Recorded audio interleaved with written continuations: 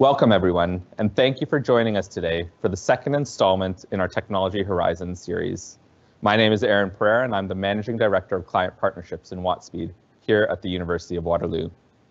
Before we begin today, I'd like to take a moment and acknowledge that at the University of Waterloo, much of our work takes place on the traditional territory of the neutral Anishinaabe and Haudenosaunee peoples. Our main campus is situated on the Haldeman Tract, the land promised to the Six Nations that includes 10 kilometers on each side of the Grand River. Our active work towards reconciliation takes place across our campus through research, learning, teaching, and community building, and is coordinated within the Office of Indigenous Relations. As we begin, there are a few logistical items that I'd like to cover. You may have noticed that we are recording today's session, and if you'd like to watch it again or share it with colleagues, the recording will be made available to all registrants in the next few days. We're also going to have a lengthy Q&A at the end of today's session, so if you have any questions that come up during the presentation, please add them in the questions pane. And to those of you who submitted questions ahead of time, thank you so much for sharing those with us. We will do our best to try and cover as many of those as we can based on the time that we have.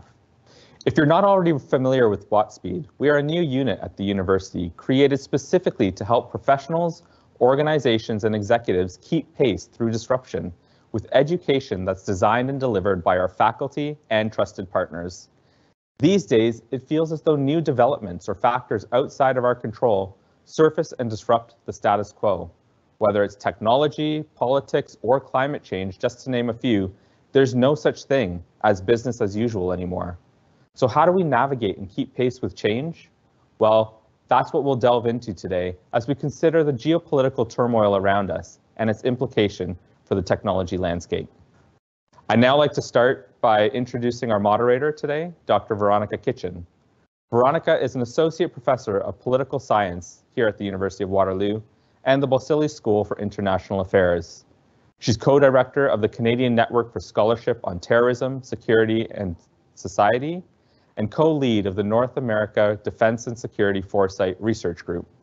She teaches and supervises broadly in the fields of security and geopolitics with a focus on Canadian national security, and is often looking at the intersection with gender and/or popular culture. Veronica, thank you so much for joining us today. Please, over to you. Thank you, Aaron. I'm very pleased to welcome my colleague, Dr. Besma Momani, to speak to us today. Dr. Momani is a full professor in the Department of Political Science and Assistant Vice President, Research and International here at the University of Waterloo. She's also a Senior Fellow at the Center for International Governance Innovation, a non-resident fellow at the Arab Gulf States Institute in Washington, D.C. She's been a Fulbright Scholar, a Trudeau Fellow, and a non-resident fellow at the Brookings Institution and the Stimson Center in Washington, D.C. She's consulted with the IMF and Global Affairs Canada, and she served as a member of Canada's National Security Transparency Advisory Group. Besma has authored, co-authored, or co-edited more than 12 books.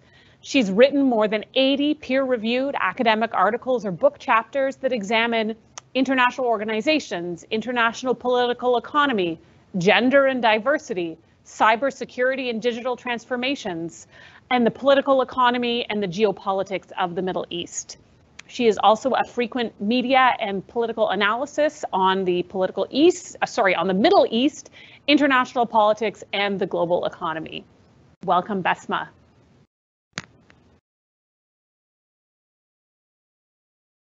Thank you, Veronica. I really appreciate this. Welcome, everyone. It's very much nice to be here, and I really appreciate everyone's time in attending this webinar.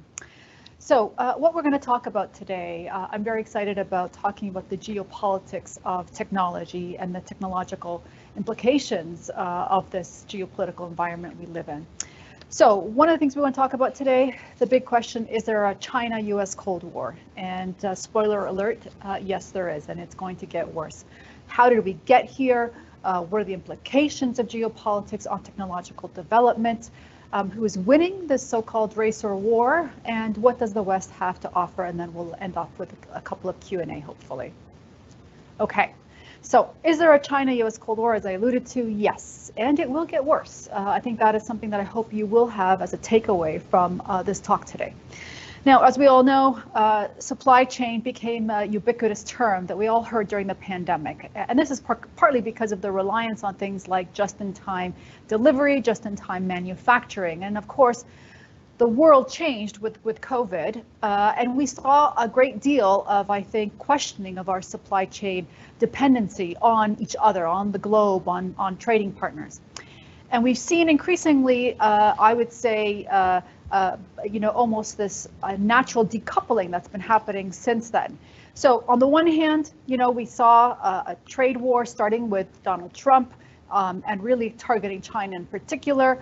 Add to that COVID, which really questioned our supply chain dependency on each other, particularly on China. And then now we have, in many cases, I would say, increased attention to China, and Biden administration coming in with two very important acts, the CHIP Act and the Inflation Reduction Act, both really trying to become far more self-sufficient and removing those dependencies yet again through supply chain dependence on places like China.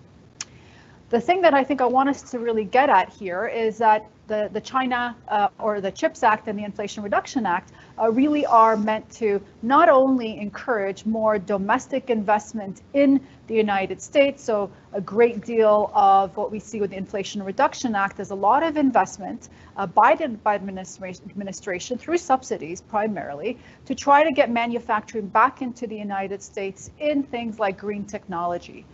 But semiconductors, and we heard a lot about chip war, is an important, I think, other factor here as well. Semiconductors and chips and become also very ubiquitous. It's now in microwaves and all these other things that are connected to the internet through the Internet of Things. Increasingly, the fact that we have semiconductor chips, which is the fourth traded good in the world, seeing that there's so much dependence on East Asian markets, particularly Taiwan, as we'll talk about in the Q&A, means that really the Biden administration is trying to reassert American dominance in all things technology. So what do we see? Decoupling. Decoupling is, I think, a term that we were all hearing about, and this is the idea that that reliance on global markets, globalization, the just-in-time delivery, if you will, is all, I think, of the past. And increasingly, we are seeing this decoupling of production, of investment. And this is also very similar to what we've heard in terms of deglobalization. I think that's an excessive use of the term, but people who are sort of really sounding the alarm bells are focusing on deglobalization. Regionalization is probably where we're going to see more investment. So the idea here is that we're going to invest more in things like the NAFTA or USMCA. Reason for that, of course, is it means we're also not relying just on shipping. Shipping was one of those things that made just-in-time delivery so difficult.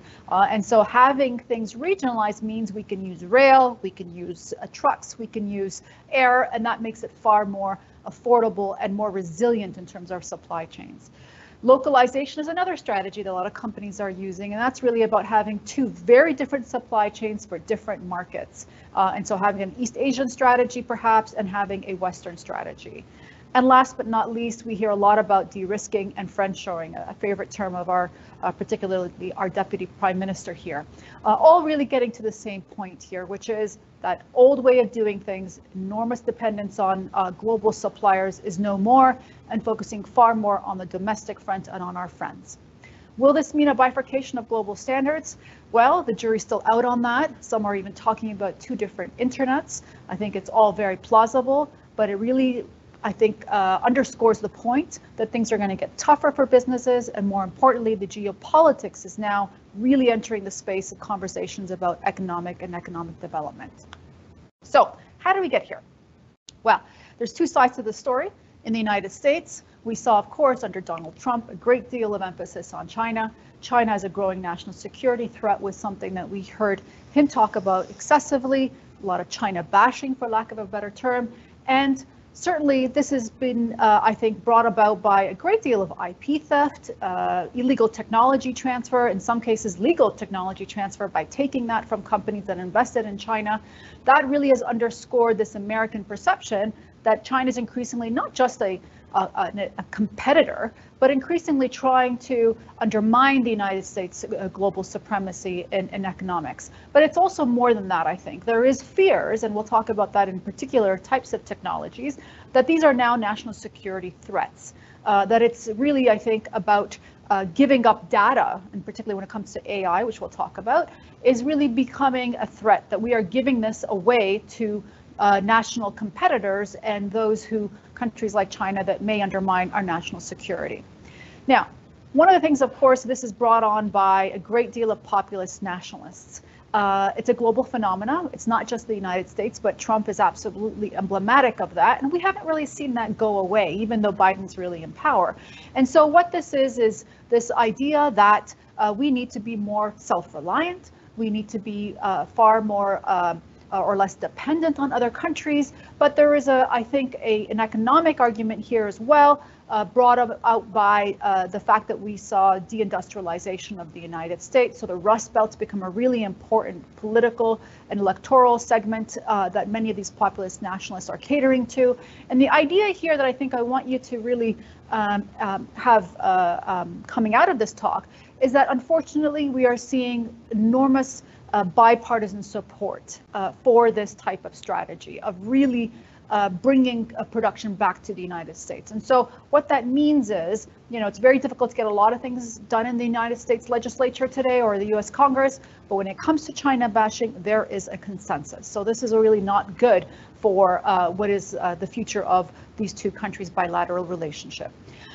We also see in China, I think, a similar type of populist nationalist surge. President Xi, who, unlike any other leader in the past, has taken on a third term by force, pretty much, really taken out a lot of the technocrats of the past.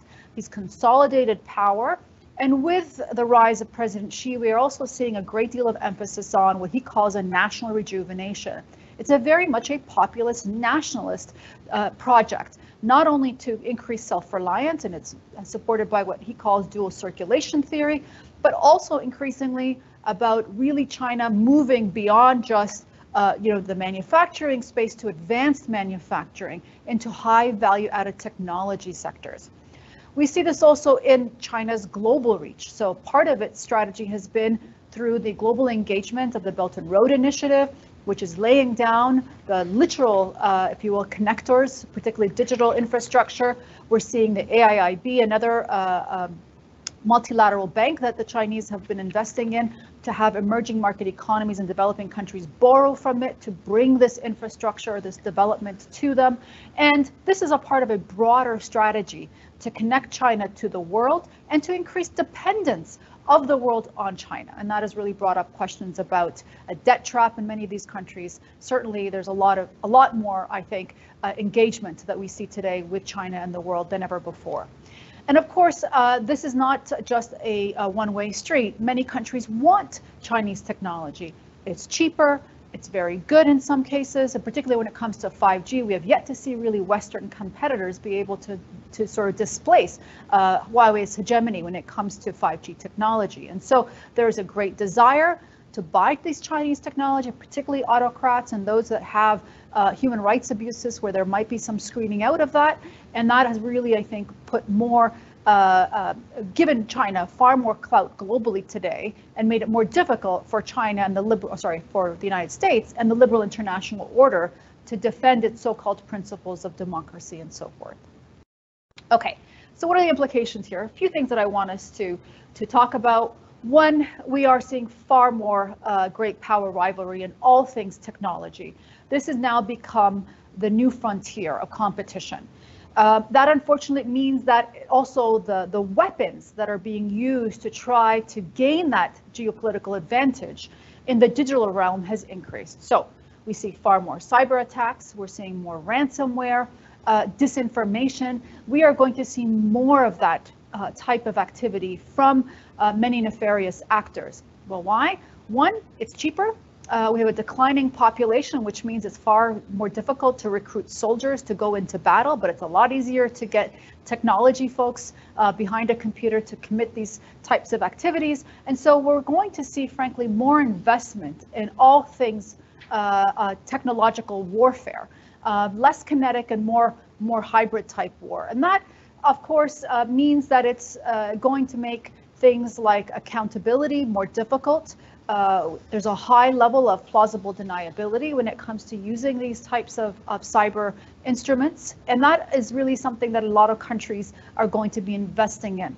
We see that with drones, for example, on the battlefield, right? They're cheap, they're easy, and they can do a lot of damage, as we saw, for example, in Russia's war against Ukraine.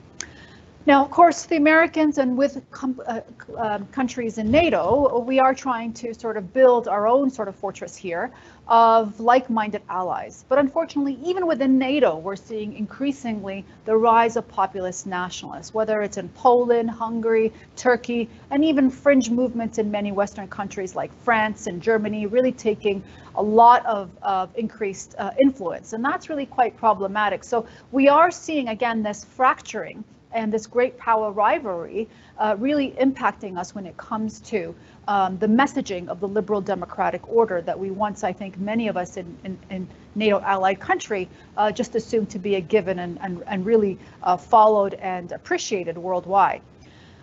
We are going to see, again, as I said, a lot of disinformation, and social media has played a big role in really perpetuating disinformation.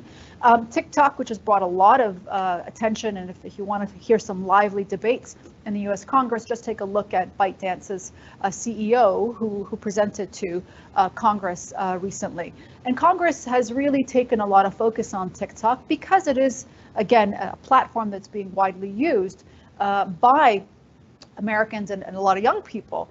And the fear here is that not only is TikTok taking things like our location, our individual preferences, but collectively the metadata, so putting that all together, is providing societal intelligence about us.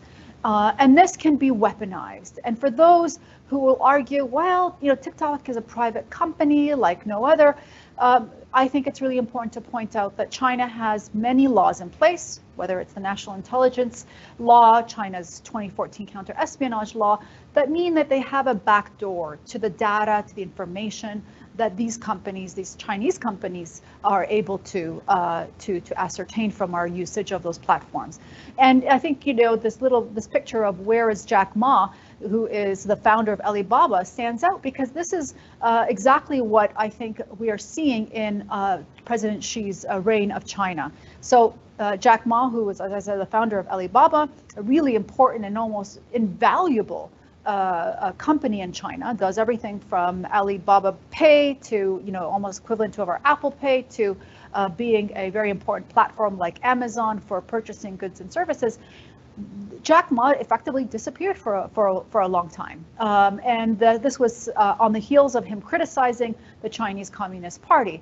So, you know, if someone like Jack Ma, who is so powerful in China, could be taken away for saying something slightly critical, and again, slightly critical of the Chinese Communist Party, what does this mean about private sector having true independence in China? I think it's really one that we need to really question. Okay. The other thing I want us to get at is who's winning this race or war.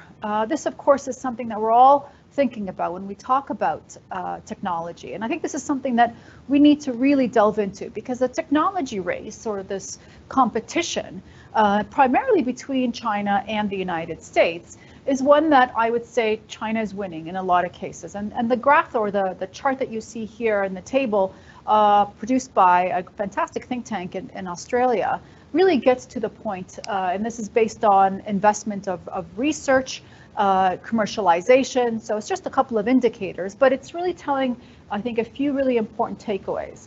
One is that the Chinese are winning very much when it comes to the race for critical minerals. That is a really important underbed, if you will, of all things technology. If we talk about the semiconductors, or the chips, well, the critical minerals and the rare minerals that are used to make those chips are really essential. And so this is where China has put a lot of investment. This is why we see the Americans trying to now, almost playing catch up, to try and stop China's dominance and complete monopoly of this space, particularly on the refinement side. The Chinese have invested a lot in Africa, certainly to try to create a very important pipeline of critical minerals to China, and the refining of those, both in Africa and in China, but owned by Chinese companies, is really quite problematic. So we're seeing a lot of investment as a result. If we're going to have, the green revolution, batteries and having, the most amount of longevity of our batteries is really the weight of the future, particularly when we think about, for example, electric vehicles, for example. So this is something for us to watch. On artificial intelligence, I think this is where there's a lot of conversation and needed conversation. So when it comes to AI, artificial intelligence, if we think of AI as, which really is just recognizing patterns, right? This is about trying to find a pattern and an enormous amount of data. Well, the Chinese government has been able to secure access to a lot of data. One, domestically, for example, it's been able to do that through things like their social credit system, where they have a great deal of knowledge about their own citizens, almost too much.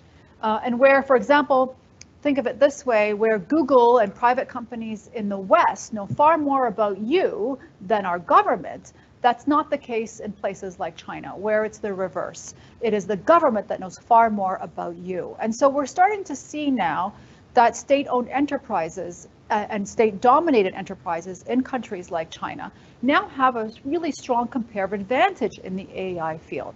Now, this is not to say there's not great talent in the AI space, particularly in the West, and I'll talk about the West's comparative advantage, where I think we still have some dominance, and that's really in the intellectual space.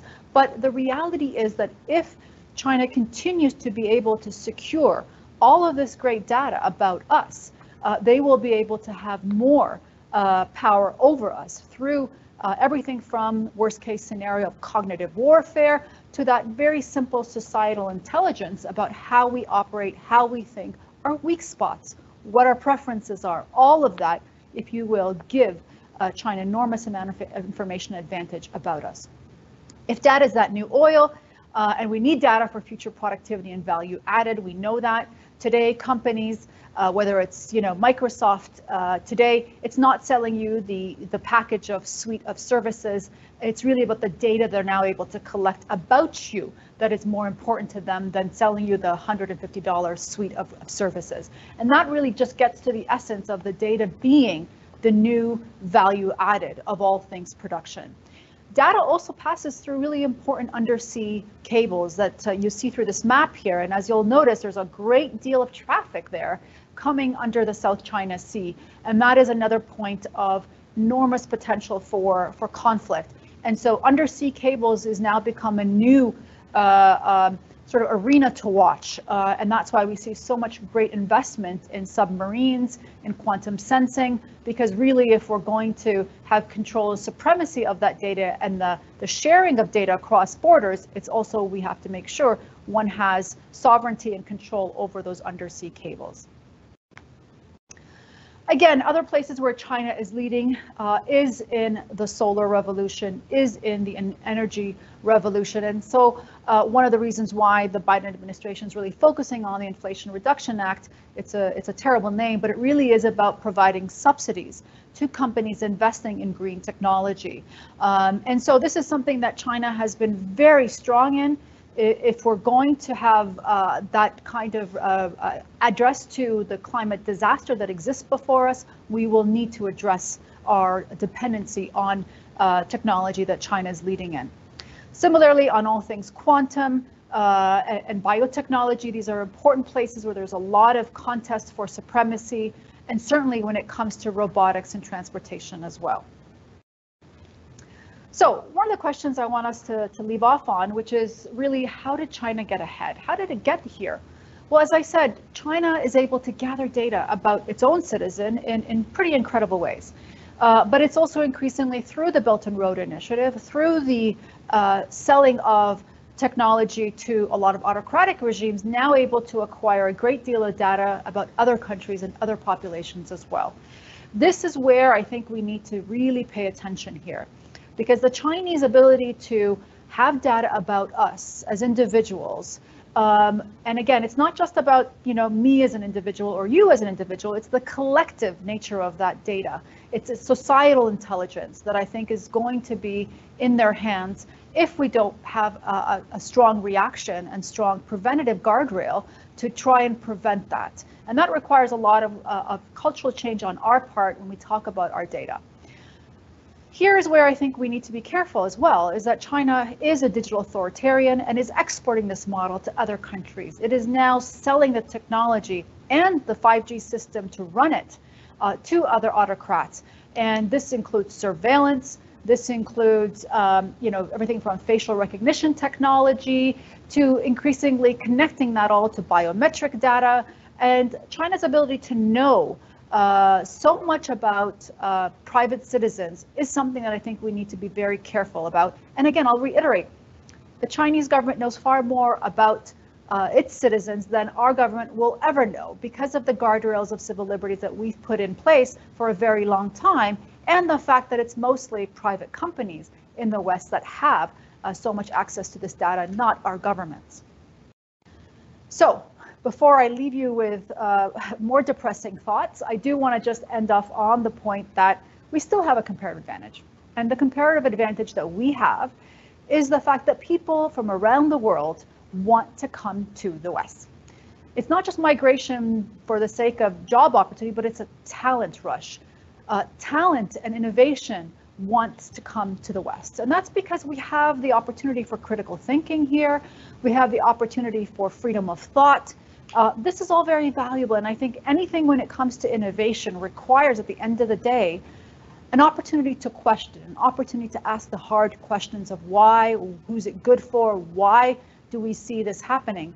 And I think that the West does have, and will continue to have, we don't see migration in the reverse. We don't see people trying to go to China to live there in the same way that we see Chinese citizens wanting to come to the West. So we continue to be a great magnet for talent and innovation. And we need to continue to invest in that. That happens through our universities, and one of the great things that we, I think, particularly in Canada, have is the enormous attraction of international students who then want to become citizens of our great country. That is an asset to us, and we need to ensure that we really continue to attract the very best and brightest to want to come here. But there are implications for us to talk about. We need to talk about the corporate social responsibility of companies. We need to talk about how ethical supply chains are going to be in greater demand by the citizenry. This is now something that I think for those of us who are professors know very well. Young people are very, very interested in things like social justice. They want to know where that product is coming from. And so we're going to have some uncomfortable conversations as we start to see further decoupling. Some of this is absolutely motivated by political actors who will want to take advantage of the China bashing, if you will, but there's also a responsibility for us as citizens to have the conversation about where do we get our goods and services, what type of system does the Chinese and their supporters really advance, and really can we continue to ensure that our civil liberties are not only valued, but that we also invest in them. And that really, I think, is the core message that I hope we still see in our world today, particularly as we invest in that here at the university. So, very excited to move this now to a question, and thank you so much for joining us.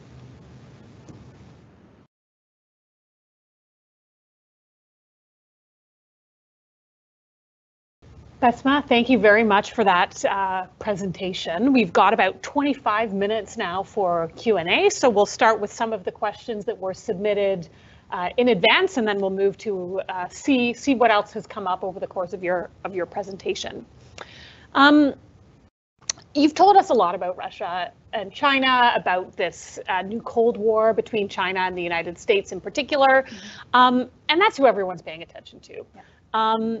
What other threats or challenges should we be paying attention to outside of those big global players? We've observed this, and you talked about this broader trend towards autocracy, the way that China is exporting the tools for digital authoritarianism around the world.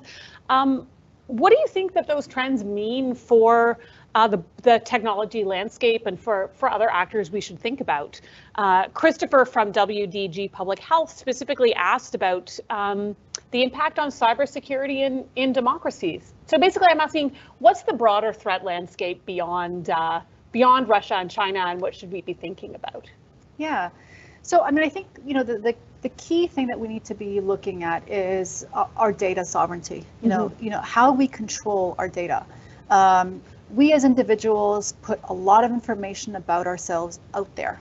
In fact, we overshare. I think that's the takeaway from social media, is that people are oversharing, and it's not. That data is giving people insight into a lot of things about us. In autocratic regimes, people don't share as much because they're prevented, or they're more fearful, in fact, of society and government knowing things about them. But in the West, we overshare. And what does that mean collectively? It means, as I said, that autocratic governments, and I would say the Chinese in particular, because they own so much of these platforms and have a keen interest in that data, means that they know a lot about us. And that's really, I think, the worrying part. We wouldn't want to give companies and foreign governments control over our body. Why would we give them access to our data? But we sort of give it away. We're all just clicking, I agree, I agree, I agree. And then eventually we're surprised when we see, one's likeness or image, put on a board, on a billboard. Well, that happens because we're clicking it away, we're giving it away. And that's, I think, the real challenge. Nothing is for free. And those social media platforms that we think we're on for the goodness of someone's, benefit, they're not free. They are being paid for by them learning more about you, and then and then in the end, taking that metadata and selling it to somebody else. Yeah, we're the product, not the consumer. Absolutely. So Emily from Manulife asks, how do we think about businesses in North American, for instance, or Western businesses operating in China, given these concerns about political interference, privacy? What are the long-term impacts for companies that choose to do business in China? Yeah. So I think it's going to become more difficult for companies to be able to invest and do business in China. I mean, obviously that is partly because there's increased awareness, increased awareness for some of the repressive policies that China has internally and how it's supporting autocratic regimes globally. And so that raising of consciousness, I think, is going to make us ask more questions. But more importantly, I think we're going to, see just like corporate social responsibility or ESG questions have been raised about ethical supply chains to ensure we don't use child labor. We're going to have questions about, well, okay, for example, today within China itself, the Uyghur population, there's accusations that there is slave labor happening right there with the Uyghur population being used in these manufacturing centers. So I think we are going to see it more difficult for companies to invest in China.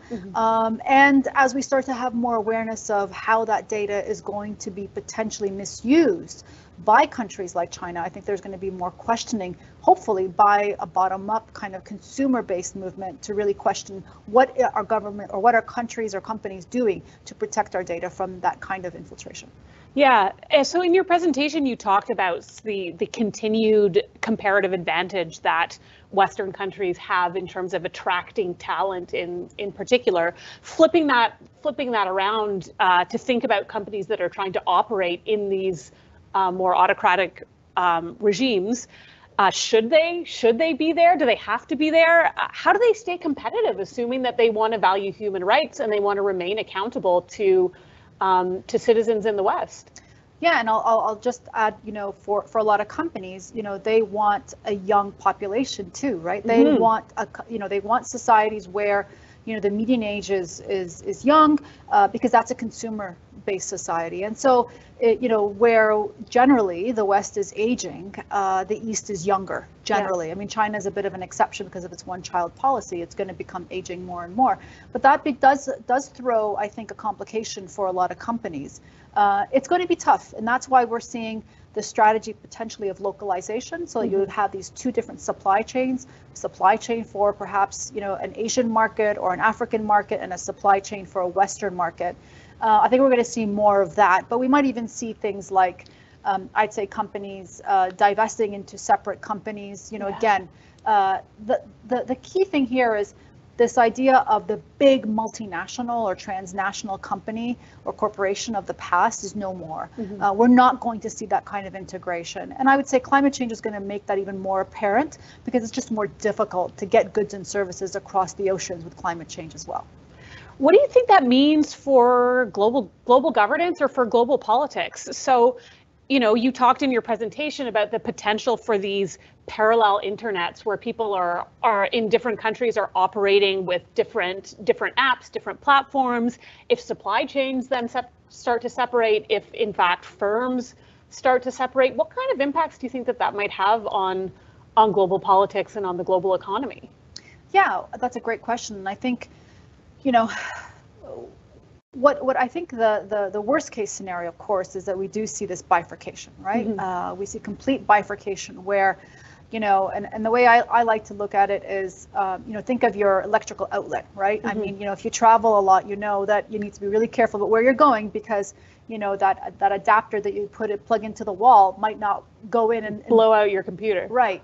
So what happens when we see that, you know, all over internationally? We start to see more and more bifurcation of standards, where in fact, yes, your phone won't work in a certain market because it doesn't have the same compatibility with a different system. That's plausible. I think that's very plausible. And that was one of the great things of globalization is we saw standardization, is that we saw in fact, an effort to try to regulate so things are more common. You know, there was a corporate interest in making sure that, yes, you plug your phone into the wall in the United States, that's the same plug that you would have in Asia. But that's not going to be the case. I think we have to prepare ourselves for this bifurcation. It really just is inevitable because of what we're seeing with the way deglobalization is unfortunately slowly materializing. Yeah, and I'm thinking about sort of the idea or the trope within international relations that one way to start cooperation on bigger issues is by beginning with cooperation on technical issues. So I think if we see our technical cooperation falling apart, it'll be interesting to see whether we can maintain our capacity to cooperate on some of the bigger issues like climate change or outer space, debris, those kinds of things. So yeah, it's a shift in the way that we've typically thought about the relationship between technology and global politics, potentially. Yeah. I want to shift to thinking about what Canada's role in this might be. So I mean, Canada is in a unique position. We're this small player comparatively in the global economy, a few big companies notwithstanding. We're dealing with these big geopolitical issues with China, but then we're also dealing with our neighbor / best friend, the United States, who is acting in its best interests, right, which when we're lucky overlaps with Canada's best interests, but when we're not lucky, it doesn't, and we've then got to pull out our best diplomats to try to solve the problem.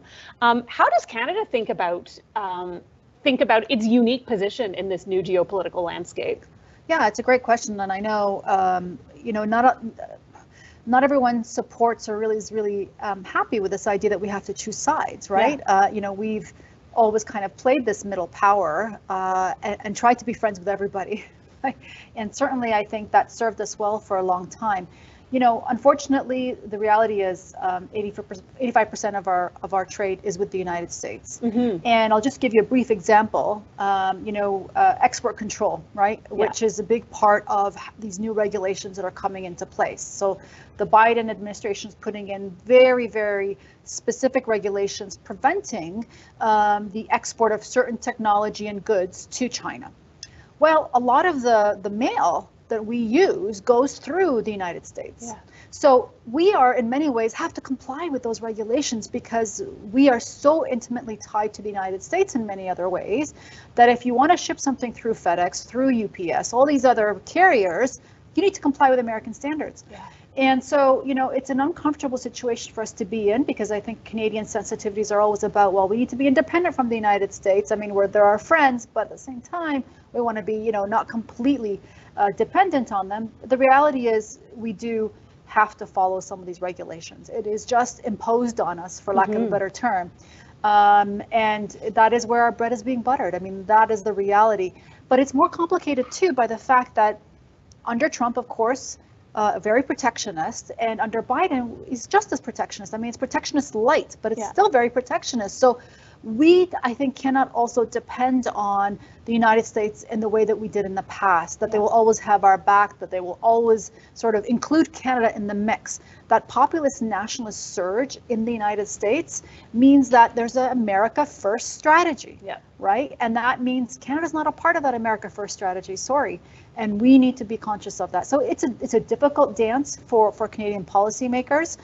You know, certainly trying to comply with American standards and regulations so that we can still do business, but also being very conscious of the fact that, as you said, they will act in their own self-interest, America First strategy as well, and we need to sort of come up with our own ability to sort of navigate that.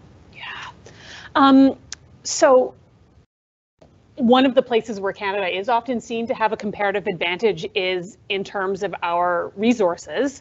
So Yassine in the chat asked about resource wars and Canada's dependency on other nations. So for instance, we know Canada mines critical minerals, but we don't have a lot of capacity to process critical minerals in North America. In fact, a lot of that is located in China. I mean, you talked about the semiconductor, the chips. We don't have a lot of domestic capacity. And of course, this also intersects with climate change as well. Canada, you know, is there's going to win and lose in many ways from climate change, much as that's kind of awful language to use in that context. But can you comment on sort of Canada's role as a natural resource power and its dependency on other states? Yeah, and you know, I'm mindful of I don't know if you saw this, but you know, President Biden, when he was in Ottawa recently, you know, it said something to the effect of, well, if Canada, if you don't know what to do with those critical minerals, we'll take it. I mean, it's sort of like, wait a minute, we do know what to do with it, but we haven't invested in that. And partly, I think, you know, again, this is not to say we want to bring down environmental standards, but because of our high environmental standards, we haven't extracted those minerals in the same way. And so it becomes easier for Canadian mining companies to do that in other places where they have weaker environmental standards. And that's not, I think, the trend of the future. The trend of the future is to have that self-sufficiency, and there will be far more need. And I think so maybe the compromise here is, how do we invest in extraction, but to do so in the most ethical, you know, environmentally sound and sustainable way possible. I mean, for some, I'm sure for some colleagues who are, you know, climate change activists, those concepts are oxymorons, and I get that. But I think that's where we're going. Whether we like it or not, I think we're going to see that increasingly being the case. And I think we have to find the ways to make those not be two sides of the same coin. Like they've got to work together in the same way. You know, the dominant threat of the past 20 years was always terrorism, and we talked about the tensions between privacy and security. And I think over time we've learned that those things are not at odds. And so now I think we have to learn how environmental standards and advancing technology have to not be at odds. That's sort of the creative problem we need to solve. Another spot where Canada and the United States sometimes come into low-level conflicts, let's say, is in the Arctic. So Jawad in the chat asks, where does the melting of the Arctic and change in geography, here we are, climate change again, relate to undersea cables and data in the future? How should Canada, as someone who is trying to maintain its sovereignty in the Arctic, think about the relationship between that geographical space and things like undersea cables? Yeah, no, it's very, very important. And so, you know, we've heard a lot about submarines lately, I'm sure. And I think for those who thought, oh, I thought the whole, you know, the seas were not very political, you know, they're sort of like, that's so passé, it sounds so 1800s. But no, the seas are very much a contested political space today, and in particular in quantum sensing. This is really important because quantum sensing is what is going to give access to exploration in the undersea in ways that we haven't been able to before. It provides access to, you know, sort of enhanced GPS type technology and underwater caves and the rest. So a lot of investment in quantum sensing there. Look, I think the Arctic, and by the way, China considers itself to be an Arctic player, which is really quite interesting. If you look at where China's on a map, it's not not near the Arctic, but they've really, in the past 10 years, invested in being there in the Arctic Council, making their opinions be known. And investing in indigenous communities in the north. Yes, absolutely. So they've played the long game here, absolutely, in that case. And yes, I think that we're going to see not just the extraction of more minerals undersea in the Arctic, including oil, of course, but increasingly, yes, undersea cables, which haven't been navigated very much in the Arctic, are going to be more invested in for sure in the future. So it's something to be watched for sure. But control of undersea for those data cables and data centers, which is a little bit different and more on the ground, are also going to be places where a lot of that data is being rooted. And we have so much of these data centers now being contested by various regional powers who want to control the data coming through for the region. So I think there is new sources of conflict before us because of the importance of data and these undersea cables for sure. Okay, so speaking of new sources of conflict, everybody wants to know, it's come up from Matt in the chat, it came up from in a few of the questions that were submitted in advance. I mean, everybody's mind is on Russia's invasion of Ukraine, and everybody's mind from there goes to what lessons is China learning about this current war for Taiwan. What are the chances of a hot war breaking out between the United States and China? Are we going to see the Cold War you talked about turn into a shooting war? I hope not. Well, here's the thing, that I find really interesting and almost counterintuitive that we saw with the Biden administration CHIPS Act. So Taiwan has always thought of itself as having the Silicon Shield, right? That, China would not intervene or invade Taiwan because it's so dependent on the semiconductor chips that are being produced in Taiwan. And so that's why this concept of the Silicon Shield that the Taiwanese have promoted. But here's the thing, if we start to see, in fact, more production of these chips outside of Taiwan, which is in fact what the Americans are pushing for, does that not mean that this Silicon Shield now really diminishes in value? So, it's a bit ironic. I find that ironic, because I think that the Chinese are now, sort of a few years ago, yes, they were so dependent on Taiwan, but now the American policy is forcing them to become far more independent, less reliant on Taiwan, and that means I think that Taiwan's security is even more precarious. Of course, people are watching Russia's war and invasion of Ukraine as a test case, right? And I think there the lesson is that Russia is a far superior, we all thought, right? Far more superior than Ukraine's army was.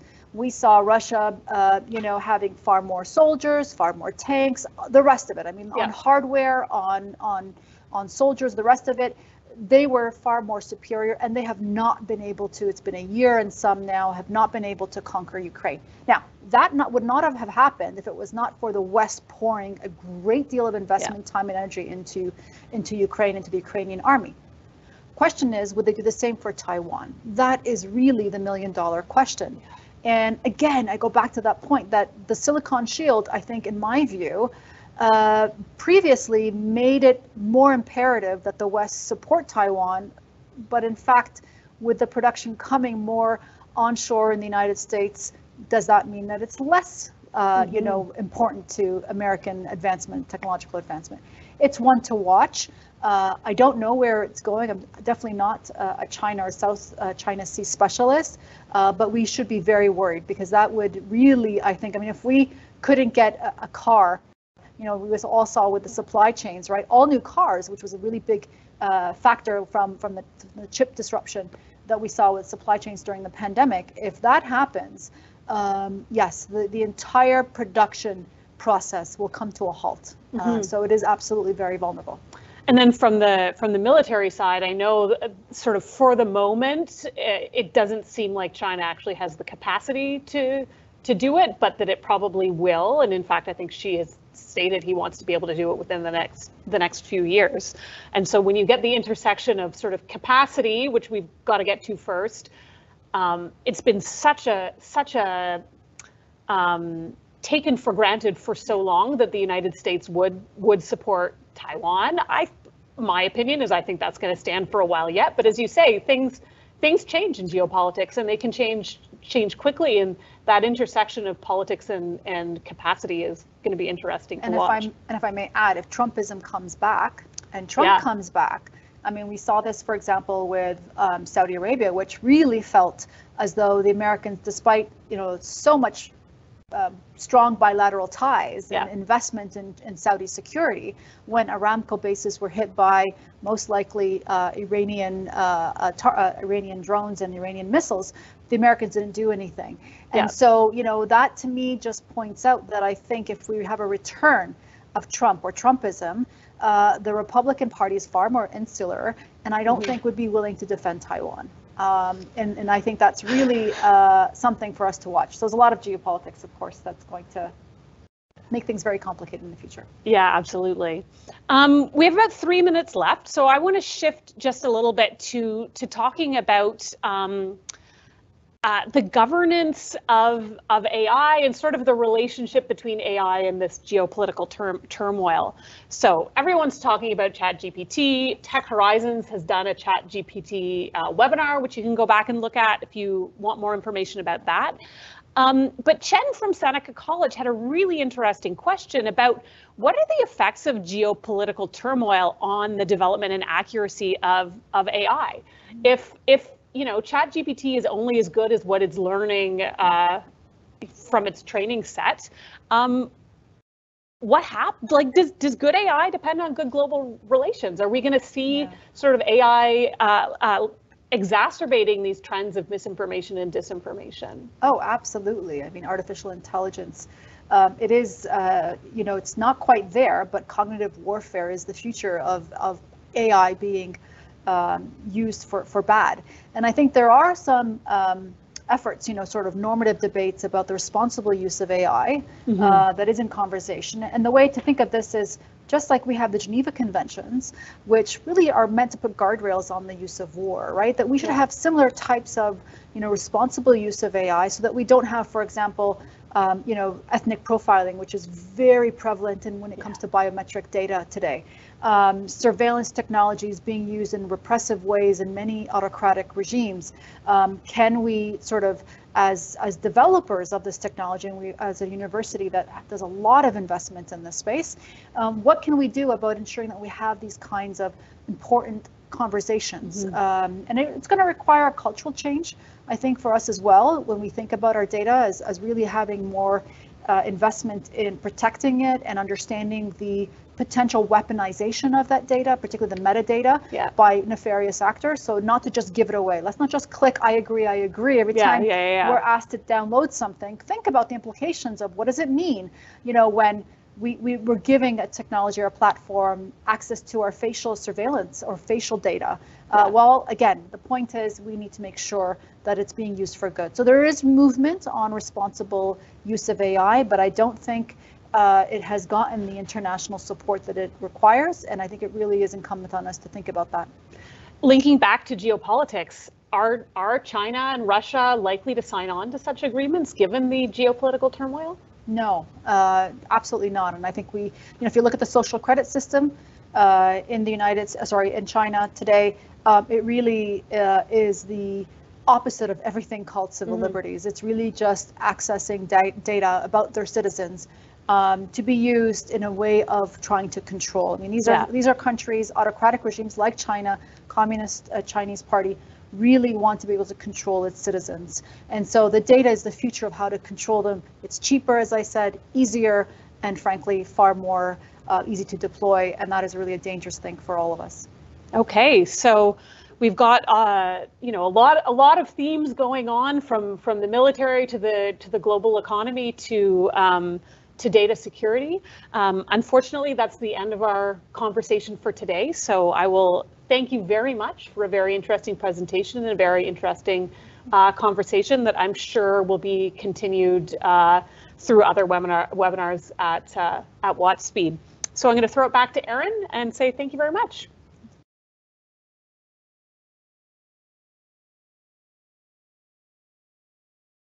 Vespa and Veronica, thank you very much. That was a fantastic session, and thank you for sharing your insights with us. The next event in our Tech Horizon series is called Your Technology Radar. Are You Quantum Ready? Featuring Dr. Michele Mosca. Details for that session will appear on screen after I wrap up, and we will also send you an email invitation. But be sure to follow us on LinkedIn or visit us at uwaterloo.ca/Wattspeed to keep up with all of our events, courses, and programs. Once again, thank you everyone for taking the time to join us today, and I hope you have a wonderful day.